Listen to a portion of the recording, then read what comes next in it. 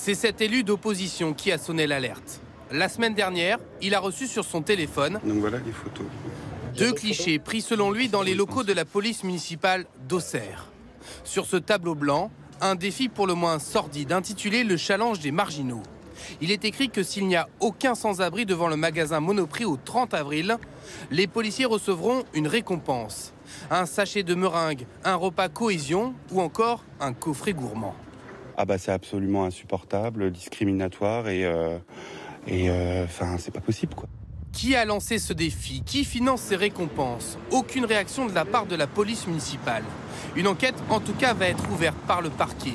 Cette pratique est évidemment illégale et elle choque habitants et commerçants. Non, c'est bizarre de faire cette démarche récompensée pour décaler des SDF. C'est pas très humain en vrai. S'ils sont là, c'est parce que ils meurent de faim et tout. On est tous plutôt choqués dans l'enceinte du magasin. Du côté de la mairie, on condamne également sans réserve. Mais on explique que depuis quelques mois, il y a de plus en plus de nuisances liées à la présence de marginaux dans le centre-ville. Tous les jours, ces marginaux, je dis bien ces marginaux, embêtent la population qui passe, nuisent aux employés en les insultant. La boulangère est régulièrement insultée, les employés, les vigiles sont régulièrement insultés.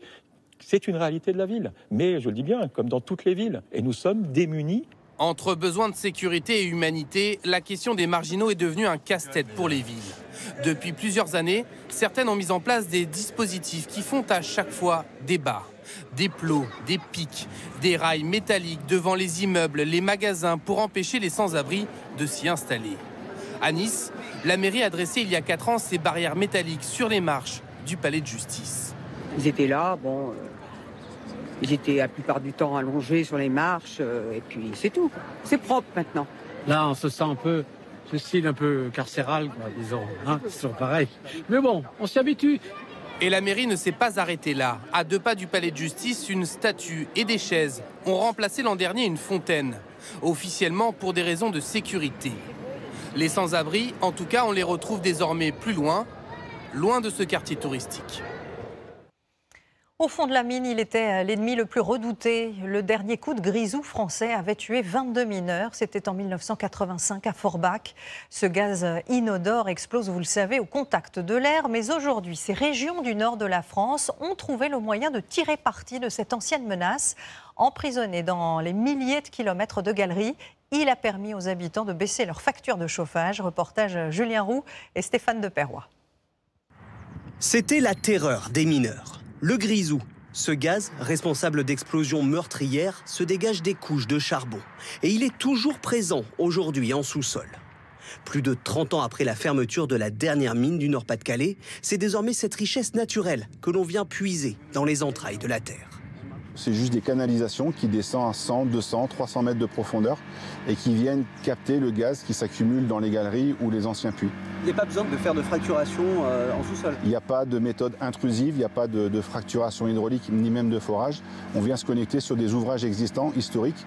L'homme a creusé 110 000 km de galeries dans le bassin minier, soit 2,5 fois le tour de la Terre.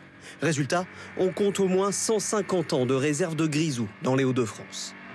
Sous mes pieds, 1 milliard de mètres cubes de gaz de mine sont toujours enfouis. Ce grisou, il est aujourd'hui extrait automatiquement derrière moi, puis compressé et envoyé dans cette canalisation, direction Béthune, à 15 km d'ici.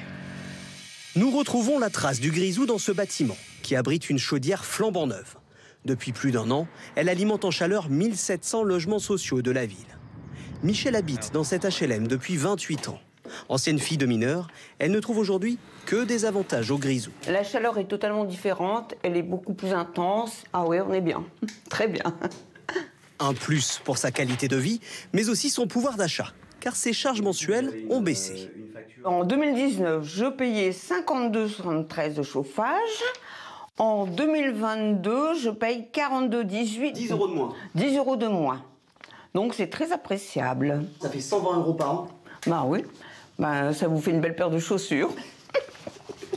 Produit localement, le gaz de mine coûte moins cher à l'achat et son prix est garanti sur 22 ans. De quoi se mettre à l'abri des fluctuations du marché. Des dizaines de bâtiments publics, comme ce théâtre, ce lycée ou encore l'hôtel de ville, sont déjà chauffés au grisou. Pour Béthune, cela représente une économie de 200 000 € chaque année. Est-ce que demain, on peut imaginer que toute la ville soit alimentée en grisou? On peut l'imaginer, mais techniquement, c'est compliqué pour le moment. Ça voudrait dire que chacun des particuliers change son propre système de chauffage. Et ça coûterait trop cher? Et ça pourrait coûter trop cher. Les entreprises pourraient aussi en bénéficier? C'est l'objectif, effectivement, que les entreprises puissent avoir accès à une énergie à un prix maîtrisé. Ce gaz bon marché pourrait donc attirer de nouvelles activités dans cette ville frappée il y a 1 an par la fermeture de l'usine Bridgestone qui employait 863 salariés.